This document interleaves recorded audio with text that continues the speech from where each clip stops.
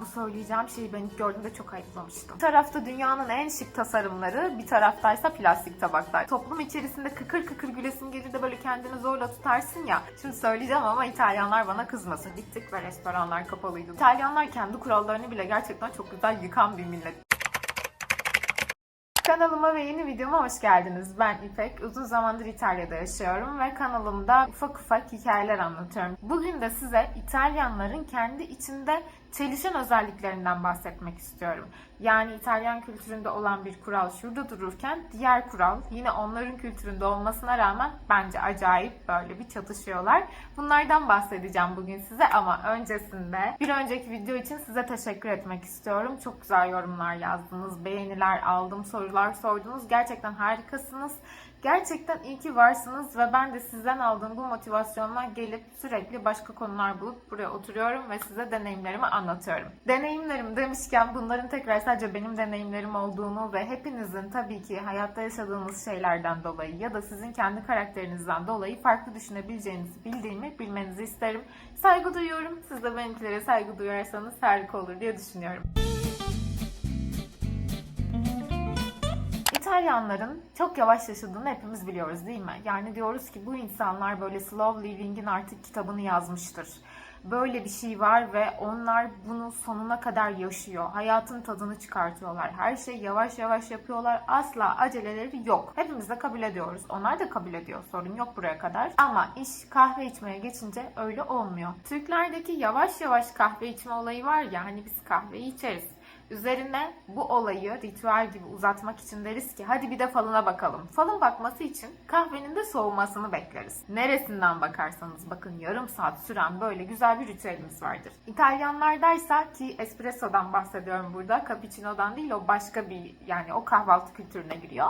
Espressoları şu şekilde içiliyor. Gidiyorlar bara. Bar dediğim yer işte kafe dediğimiz yerlerle bar denilen yerler aslında İtalya'da eşleyebiliriz. Gidiyorlar, hemen diyorlar ki bana bir kahve. Kahveleri geliyor ve hiç oturmuyorlar bile, biliyor musunuz? Ayakta 1-2 bitiyor. Bir de yanına belki küçük bir su verirler. Bir de onu içiyorlar, bitiyor. Yani maksimum 2 dakika ve o süreçte de sadece ve sadece barmenle muhabbet bitti. Yani tek başlarına da kahve içmeye gidiyorlar ve bu şekilde 2 dakikada bitiriyorlar. Arkadaşlarıyla bir yere gitme öncesi buluşma yeri olarak da olabiliyor. Yani o kahve zaten onlar için buluşma ritüeli değil, buluşup sohbet edilecek bir yer değil. Hızlıca içilecek ve böyle sanki yakıt gibi düşünebilirsiniz. Yani espresso İtalyanların yakıtı diyebilirim. Yakıtlarını alıp hadi görüşürüz deyip gidiyorlar. Ve bu kesinlikle onların yavaş yaşam kültürleriyle acayip çelişiyor bence. Diyelim ki şöyle saat 3-4 gibi hafif bir acıktınız. Kendinizi de o gün ödüllendirmek istiyorsunuz. Güzel bir restoran bulayım da şöyle bir ziyafet çekelim diyorsunuz. Olmuyor. İşte o burada olmuyor. Türkiye'de 7/24 açık yerler bile var. Ama hadi diyelim ki 7/24'lerden bahsetmiyorum. Herhangi bir restoranın açılma saati sabahtan akşam 11'e 10'a kadar neyse devam ediyordur. Burada o şekilde değil. Yani ben saat 4'te hafif acıktım, öğlen yemeğini de atlamıştım, şu anda yiyeyim deseniz bir yer bulamazsınız. Genelde öğlen yemekleri, akşam yemeklerinin belirli bir saati vardır. Mesela akşam yemeğinin saati İtalya'da saat 8'dir. Bu yüzden de restoranlar 7'de 7.30'da açar. Yani saat 4'te zaten kimse gelmez ki. Mantığıyla restoranları açık bulamazsınız. O saatlerde acıktıysanız ve artık yani ne yapabilirim, açık restoran bulamıyorum diyorsanız size tavsiyem şu: marketlere gidip oradan böyle işte paninolar dediğimiz sandviç hazır, onlardan alabilirsiniz. Pizza falan kısmı oluyor, oralardan alabilirsiniz. Pizzeria dediğimiz pizzacılar var, oralardan alabilirsiniz. Ya da bir bara gidip orada böyle küçük küçük atıştırmalıklar vardır. Pizzalar falan da olabiliyor hatta. Bu tarz şeyler alıp yiyebilirsiniz. Ama güzel bir yemek yiyip ziyafet o saatlerde maalesef çekemezsiniz.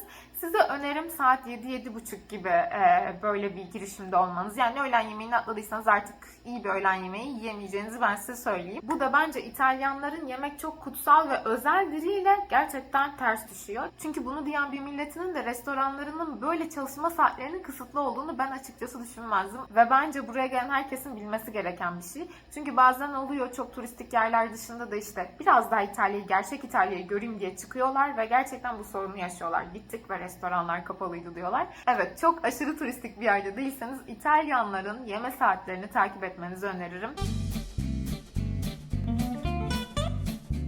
Gucci, Prada, Armada. Dünya modası buradan soruluyor. Ama sokağa çıktığınızda 30 yıl önce moda olan bir şeyi görebiliyorsunuz. Peki bu nasıl oluyor? Bu çelişki nereden doğuyor? Durun ben size anlatayım. Belki hatırlarsınız, daha önceki videolarımdan birinde şundan bahsetmiştim. İtalyanlar zamansız parçaları ve kendilerine uyan parçaları giyen bir millet. O yüzden de çok özgün görünüyorlar demiştim. Aslında bu durum gerçekten modayı yöneten bir milletle çelişkiye düşecek bir durum olduğunu düşünüyorum. Neden? Çünkü sen bu kadar modayı yönetiyorsun.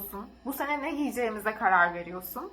Ama ben bir bakıyorum sen 20 sene öncesinin, 30 sene öncesinin parçasını giymişsin. Ya da belki de 5 sene sonra göreceğimiz şeyleri giymişsin. İşte burada şöyle bir tezatlık var. İşte İtalyanlar kendi kurallarını bile gerçekten çok güzel yıkan bir millet. Onların düşündüğü şey bana yakışan modadır tarzında olduğu için genelde bu tarz insanları görebiliyorsunuz. Zaten bu da dediğim gibi onları özgün yapıyor. Ama bir yandan da bu çelişkinin içerisinde seni düşündürtüyor. Şöyle bir şey vardır ya, eskiler tekrar moda olur. Moda birbirini böyle tekrarlar diye. İtalyanlar onun gerçekten bilincinde. 1984'ten kalma bir trench coatlarını 2024'te tekrar kullanacaklarını biliyorlar. Kimisine bakıyorsunuz annesinin bir parçasının üzerine geçirmiş oluyor. Size bununla ilgili küçük bir örnek vereceğim. Geçenlerde arkadaşımla dışarıya çıktık ve genelde giydiği parçaları, işte taktığı şeyleri bildiğim bir insan. Çünkü dışarı çıktığımızda sürekli o grupta olan bir kişi. Ama gözüme bir parça böyle çarptı ve çok hoşuma gitti. Saatiydi o da. Dedim ki saatin çok güzelmiş ya, yeni mi aldın? Dedemin saatiydi, çok teşekkür ederim ya, ben de çok beğeniyorum dedi. Bu zaten onların moda anlayışını da tanımlıyor. Zamansız parçalar kullandıklarını, geçmişin modasının tekrar moda olacağını bildiklerini gösteriyor. Bu tatlı çelişkiyi de bu yüzden sizinle paylaşmak istedim. Peki sizin böyle parçalarınız var mı? Annemden şunu aldım, annemden bunu aldım dediğiniz. Benim açıkçası o tarz parçalarım var. Ara ara da böyle hatta üzerimde görüyorsunuz. Bundan sonraki giydiğimde size söyleyeceğim mesela şu annemden diye. Çünkü ben de öyle bir insanım. Gerçekten güzel, şık, hoş gördüğüm bir şeyi, annemin tarzı olan ama bana da uyan, benim tarzımı da yansıtan bir şeyi annemden hiç çekinmeden istiyorum. Çünkü o parçaları ben 20 yıl sonra da kullanmak istiyorum. Bugün de kullanmak istiyorum. Ben sadece 2026'da yaşayan İpek değilim. Üzerimdeki tarzı 10 sene sonra da görmek istiyorum. Böylece ben de modayı aslında zamansızlaştırmış olurum diye düşünüyorum. Bu söyleyeceğim şeyi ben ilk gördüğümde çok ayıplamıştım. Şimdi söyleyeceğim ama İtalyanlar bana kızmasın. Şu an ayıplamıyorum sizi. Şu an mantığınızı anladım. Ama ondan öncesinde gerçekten diyordum ki yani bu nasıl bir şey? Biliyorsunuz ki İtalyanlar şıklığıyla bilinir, özenleriyle bilinir değil mi? Hatta size İtalyanlardan öğrendiğim 5 şey videosunda dedim ki ev halleri bile çok güzel, çok dikkat ediyorlar. Ve tamamen bununla çelişkiye düşecek bir şey söyleyeceğim şu anda size. Eve gelen kalabalık misafirlerine plastik tabak çıkartabiliyorlar. Bu bence çok büyük bir çelişki. Türkiye'de biz ne yaparız? Normalde yediğimiz yemek takımlarını misafire bile çıkartmayız. Onun daha iyisini çıkartırız. Misafir için özel zaten böyle bir konsol vardır. Oradan en güzeller çıkartılır. Hatta bardağına, çatalına kadar bunlar misafirlere diye ayrılır. Yani biz misafirler için alışveriş yapan bir milletiz. İtalyanlardan da o özeni bekliyorsun. Tabii ki bazen bunu buluyorsun ama çok kalabalık olduğunda plastik tabakla seni ağırlayabiliyorlar. Peki bunun sebebi ne biliyor musunuz? Yani bu kadar şık bir milletin böyle yapmasının bir sebebi olmalı değil mi? Hemen söylüyorum. Kesinlikle pratiklik. Pratik olmayı seven bir millet. O kadar tabakla kim uğraşacak diyor. Yani o kadar şeyle ben nasıl uğraşayım? Onlarla uğraşırsam ne ara misafirle sohbet edeceğim? Hadi diyelim ki sonra yapayım dedim. Neden kendimi yorayım? Zaten o kadar kendimi yormuşum, yemek yapmışım. Böyle düşünen bir millet olduğu için de hop karşınızda böyle plastik tabaklar bulabiliyorsunuz. Ben bunu tabii ki ilk olarak kendi İtalyan ailemde yaşadım.